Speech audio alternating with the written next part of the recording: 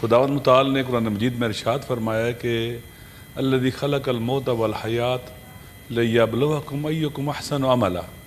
خداوند متعال نے زندگی اور موت کو خلق کیا ہے، یعنی موت کو بھی وجود بخشا ہے اور حیات کو بھی وجود بخشا ہے، لیبلوکم تاکہ تمہیں آزمائے، ایکم احسن عملا، کون عمل کے اعتبار سے بہترین ہے۔ اللہ نے موت کو خاتمہ نہیں کہا ہے، کہا میں نے خلق کیا، الذی خلق الموت، جس نے موت کو خلق کیا ہے۔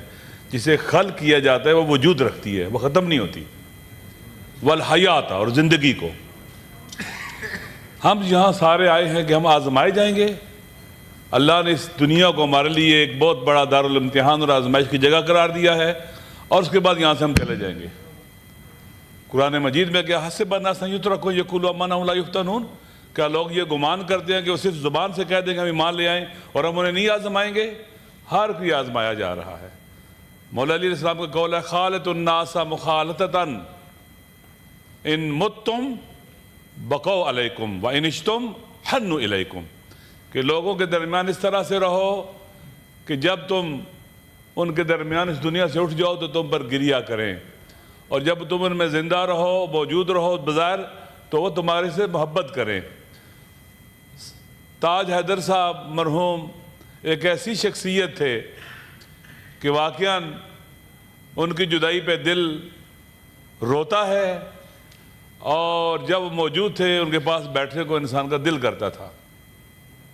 آخری اجلاس میں جو ہماری اسٹینڈنگ کمیٹی ہے پریویلیج کی، اس کے اندر وہ آئے تو کینسر کے مریض تھے، طبیعت ٹھیک نہیں تھی۔ میں ان کے پاس گیا، جب اجلاس ختم ہوا میں نے کہا میرے پاس چلے میں آپ کو کھانا کھلاؤں۔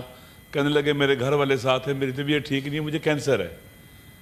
ایک شخص احساس ذمہ داری، انسان اس وقت انسان بنتا ہے جب اس کو ذمہ داری کا احساس ہو۔ راستے سے جا رہا ہوں، پتھر پڑا ہوا ہے، پاس سے گزر گیا ہوں، یہ کسی کے پاؤں کو لگ سکتا تھا، اگر احساس ذمہ داری ہو کہ میں پتھر اٹھاؤں گا اور پرے رکھ دوں گا۔ ذمہ داری کا احساس جسے ہوتا ہے وہ انسان کہلاتا ہے کہ میری ڈیوٹی کیا ہے، فریضہ کیا ہے، ذمہ داری کیا ہے۔ اس کے لیے اپنی ذمہ داری کا تعین بھی بہت عام ہوتا ہے کہ میری ذمہ داری ہے کیا، چپ رہنا، بولنا، کھڑے ہونا، بیٹھنا، گھر سے باہر نکلنا یا باہر نہ نکلنا، یہ تعین تکلیف، ذمہ داری کا تعین بہت عام ہوتا ہے۔ اور یہی چیزیں انسان کو انسان بناتی ہیں، باوقار بناتی ہیں اور بڑا آدمی بناتی ہیں۔ اور ان کے ساتھ ساتھ شرح صدر بہت عام ہے۔ دیکھیں سینٹ ایک فیملی کی حیثیت سے یہاں پر، وہ ہماری سینٹ کے اندر میرے خیال میں ہم سب سے بڑے تھے، وہ ہمارے ایلڈر تھے، اور میں ان کی فیملی کو بھی جانتا ہوں۔ میرے خیال میں بہت پڑھی لکھی فیملی، انٹلیکچوئل، ادب کے لحاظ سے، شعر و ادب کے لحاظ سے، دینی حوالوں سے، انسانی حوالوں سے، اخلاقی حوالوں سے، ہر لحاظ سے ایک بہترین فیملی سے تعلق رکھتے تھے۔ اور ایسے لوگ ہمیشہ واقعاً انکا ہوتے ہیں کہ جن کا وجود جب خلا پیدا ہوتا ہے تو وہ بڑا عرصہ مدتوں پر نہیں ہوتا۔ ہمیں ان سے سیکھنا چاہیے۔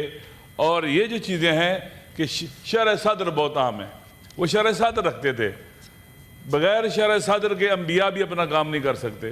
اللہ نے فرعون کی طرف بھیجا جب حضرت موسیٰ علیہ السلام کو، کہا اذهبا الی فرعون، تم دونوں فرعون کی طرف جاؤ، موسیٰ اور ہارون۔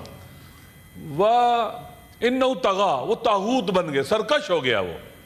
وَقُولَ لَهُ قَوْلًا لَيِّنًا، لیکن اس کے ساتھ جو بات کرنی ہے وہ بڑے سافٹ، ملائم انداز میں بات کرنی ہے، نرم انداز میں بات کرنی ہے۔ لعلہ یتذکر یخشیٰ، ممکن ہے وہ متذکر ہو جائے، اس پہ ڈر پیدا ہو جائے، خوف پیدا ہو جائے، وہ اچھا ہو جائے۔